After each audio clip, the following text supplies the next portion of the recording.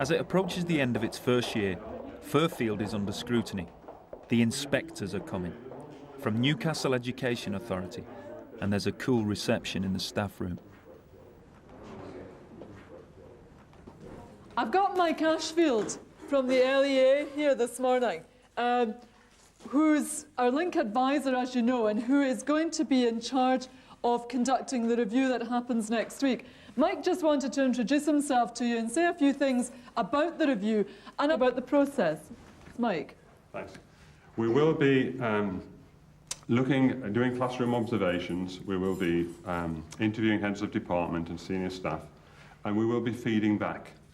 It may look similar to the Ofsted model in some ways, but it's very different in that it's supportive and that we're aiming to give you support, give you ideas, look at how the school's developing, and there's a lot of exciting things happening. If there are any questions, please fire away.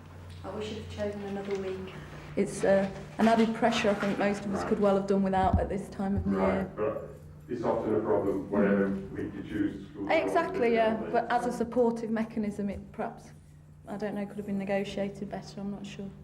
It's just a point. Anyone else? No. Thanks, have a nice day.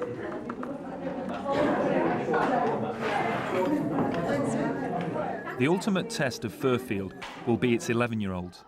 7W are about to sit a maths exam to assess their progress. Martin is full of confidence. If I get 100%, that'd be okay, but 70% is all right. Leanne and Kirsty, though, are not so sure. I'll get an out. I'll try my best. I will. Why will you get an out? Apart from that, I'm rubbish. But I'm a little bit nervous. I am. Can you add and take away? I can add. Take away is it's a little bit hard. Is it? My last school never taught us properly. My school never learned us properly. But this school it does. They do learn you. They can't expect to see everything perfect in every department. There's not time.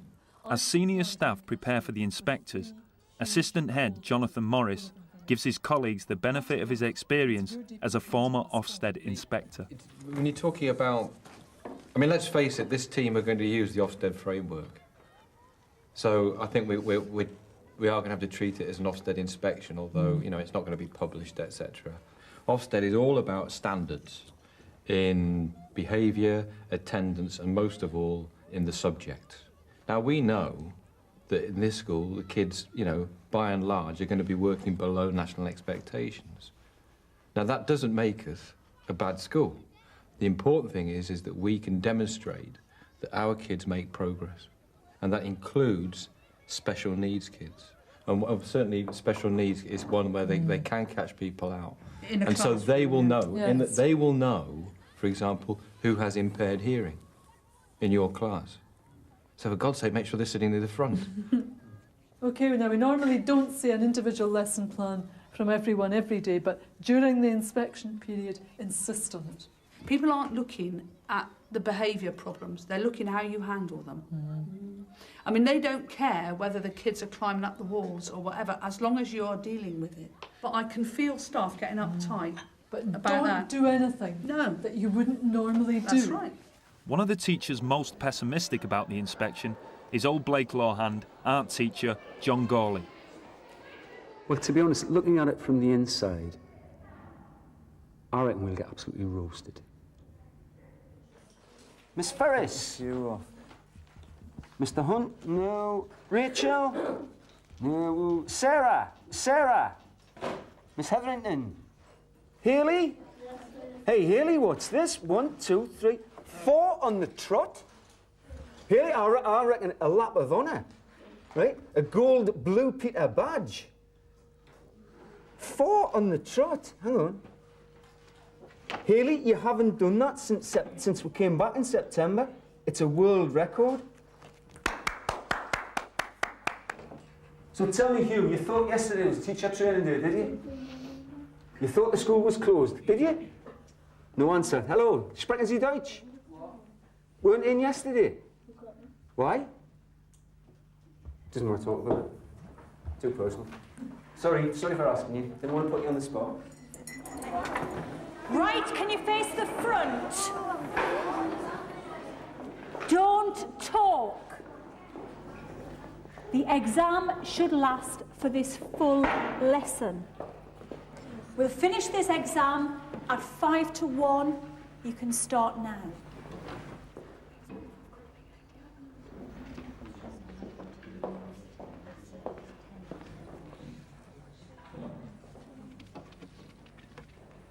The inspectors are here, and Newcastle's Assistant Director of Education, Roger Edwardson, is observing the top stream of 13-year-olds studying information technology with Linda Sweeney.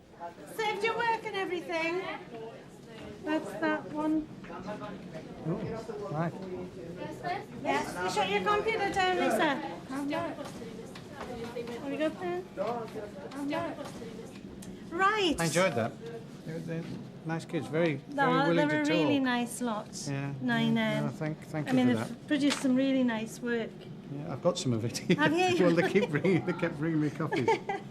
Where were the Right. 12 that were absent? I mean, that's a daft question, but I'm anxious about children who One is up didn't in the get it. task room Right. because she's had an earring put in her eyebrow and she's not allowed into the class with it like that. And she won't take it out. And she won't take it out, so got to No, sort of that's one. compromise. That is one. Actually, I must look because a lot of them hadn't done their exam neither. Right, let's have a look who's... Christopher McKay, I mean, he's usually in. Dion Henderson, she's been off for a few weeks, so's Claire Brown. Today. So, I mean, usually the ones who are off today were in last week. So, it could just be a bug or something. In the maths exam, there are problems for some of 7W. Kirsty's lack of confidence in reading is making it hard for her to understand the questions. Write down, right, from this list here, -4, nothing, +2, 1, -1. Write down the positive numbers. So you would just add all those? No, it says write down the positive numbers from that list there. So which ones are positive? Remember, positive is more than nothing. This? Right, so that's got a -4, so that's that positive. No, so just the positive numbers. This? Right. What is this? This? 12.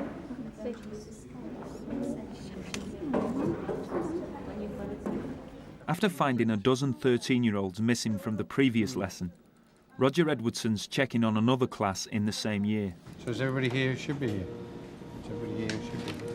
Well, this isn't a particularly big group. Couple missing, I think. Brian, Dean, Daniel. Tammy's not in. And some of them are in the task room, you know, or educated off-site or whatever. Right. Right, so... Lisa Connor? Nope. Oh, Sean, what's wrong with Sean? Sean's not in today? Anybody? So normally 19 on the roll. Yes, and we've just got... And we've got 18. 1, 2, 3, 4, 5, 6, 7, 8. So 8. These children are year 9 children, so they were present in the old Blakelaw School for 2 years. And once you get into that cycle of non-attendance, it's very difficult to break out of it. So, I mean, I'm clearly concerned where attendance, excuse me, in this class is well below 50%. I've got your reports for you. So remember, you all did very well in your exam. So I've now written your reports. You got 73%. Kirsty achieved this good mark with some help in the reading of questions. Her numeracy level is below the national average. Targets. Kirsty should learn her times tables, improve the understanding of maths words. So I think... How have I just got 2? Okay, I'm going to come down to talk to you about this in a minute. So I think your target for improvement is going to be, I will learn my times tables, so I will write that on the board for you as well. Yes? Christopher, you got 97%. Christopher's excellent mark was achieved with some help in the reading of questions. Christopher shows good understanding of all topics. Targets. Learn the meaning of maths words. Learn his 7, 8 and 9 times tables, because I think you're all right on your lower ones, but these ones are your difficult ones. Are you kidding me? Right. I couldn't do that. Well, I think Christopher is capable of learning those.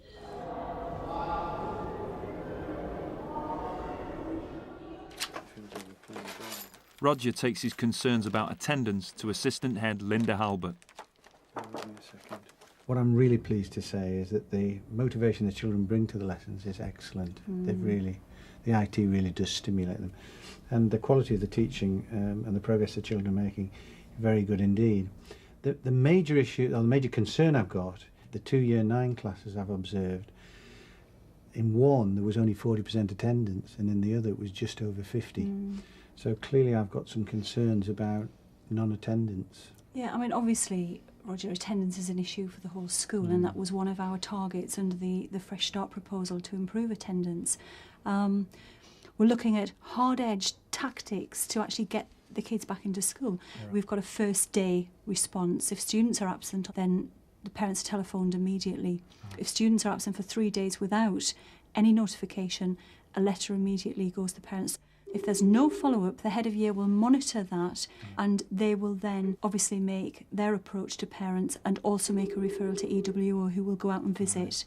So whilst attendance, I accept, is a big issue, there are lots of things that have happened in school and lots of systems that we've put into place and lots of ways of monitoring those systems and their effectiveness. At some stage in the year, Carol sees every pupil. It's Kirsty Ridley's turn today.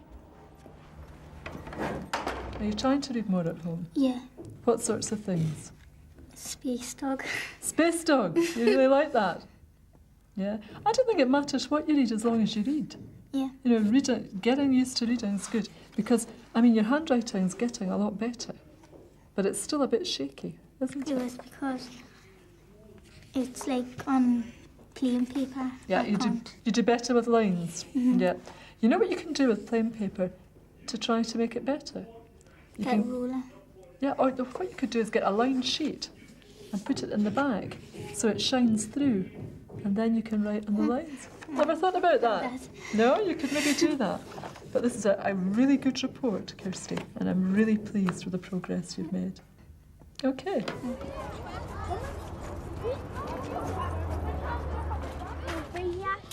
Although Kirsty's schoolwork's improving, she's got a problem. She's being bullied.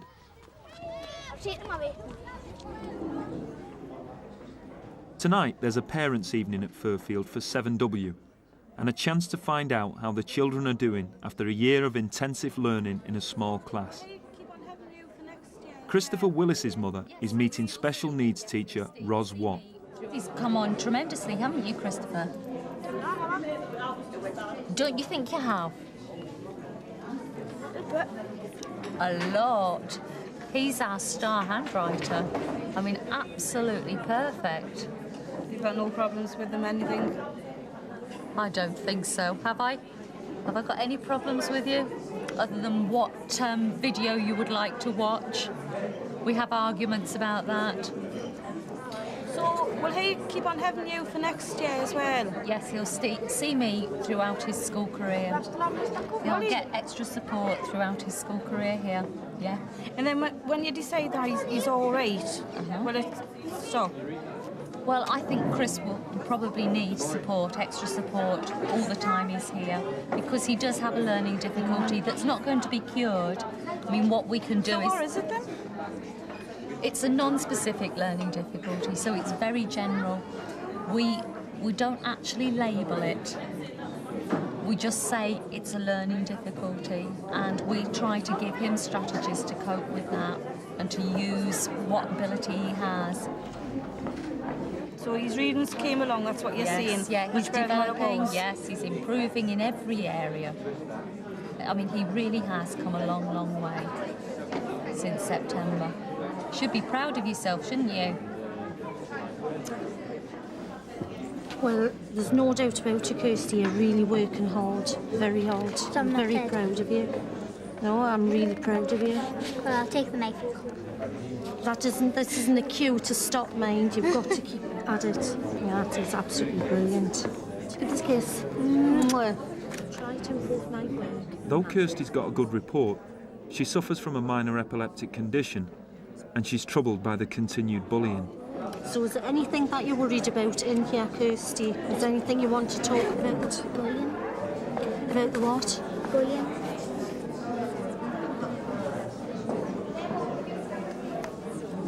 The matter that I discussed with you, you know, is that being... Oh, it's being dealt with. Very good. Absolutely. Right.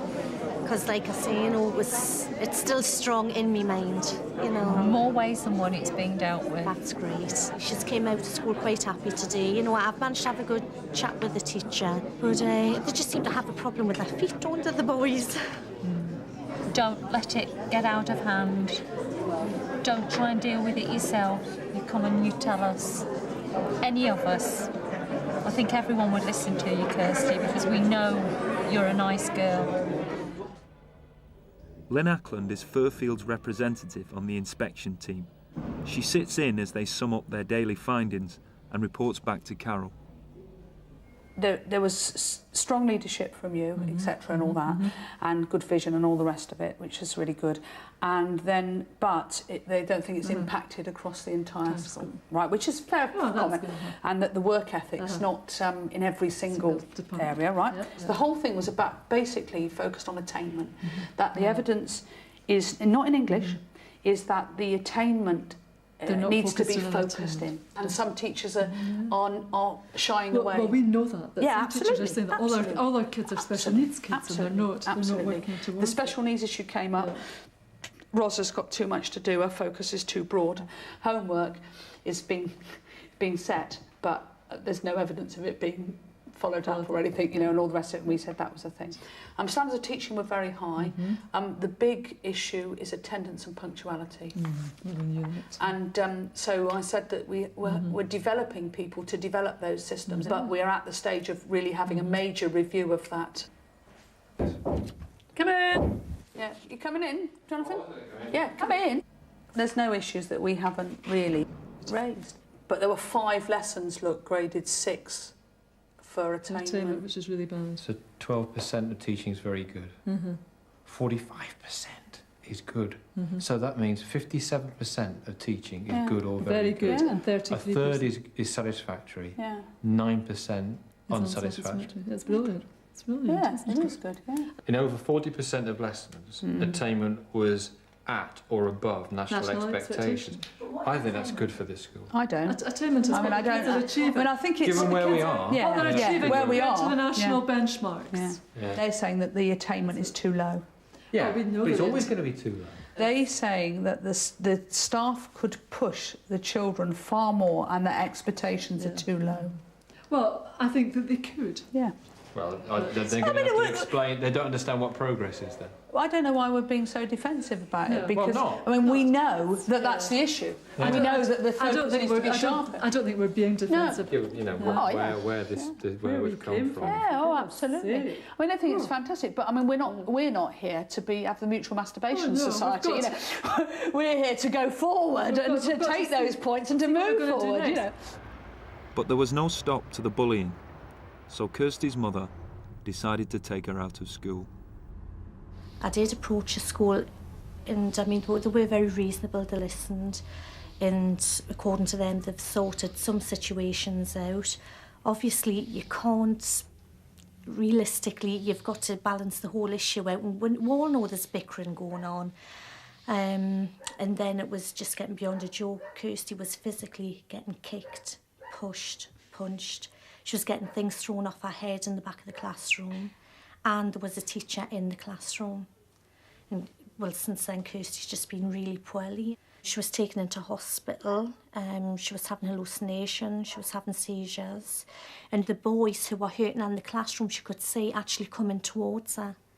Now we have the paediatrician's report, and we also have a top psychologist who she has spoke to, and they've all said, you know, it's whatever has happened psychologically has practically run Kirsty right down to the ground.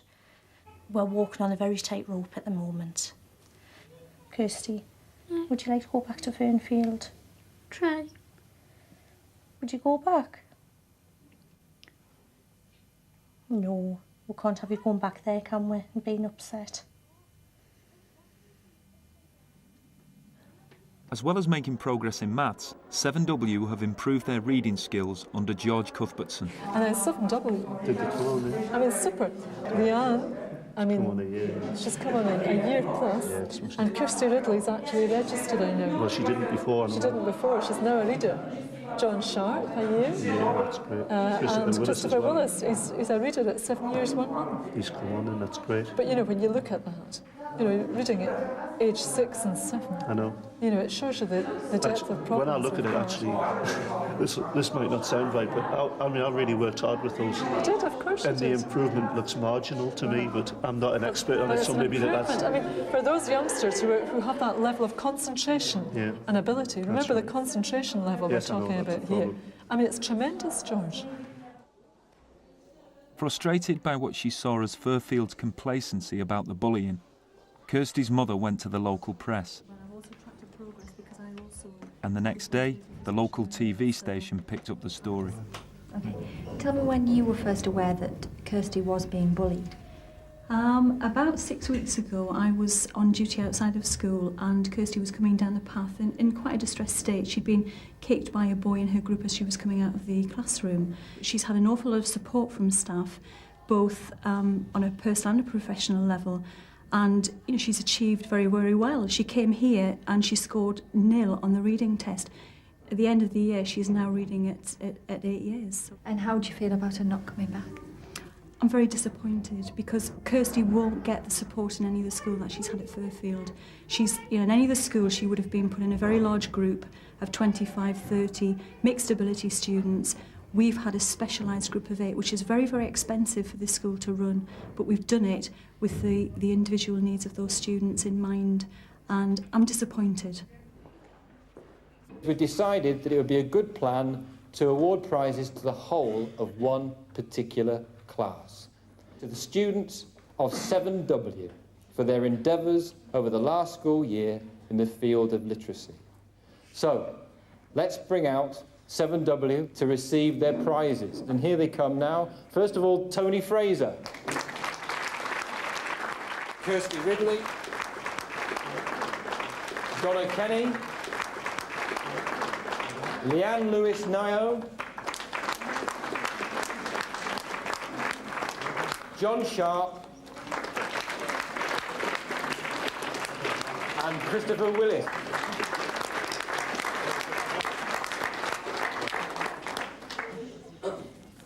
Kirsty Ridley needed tranquilizers after she began shaking and crying uncontrollably in the classroom. Her mother, who says she's complained to teachers on several occasions, has now removed her from the school and is vowing never to send her back.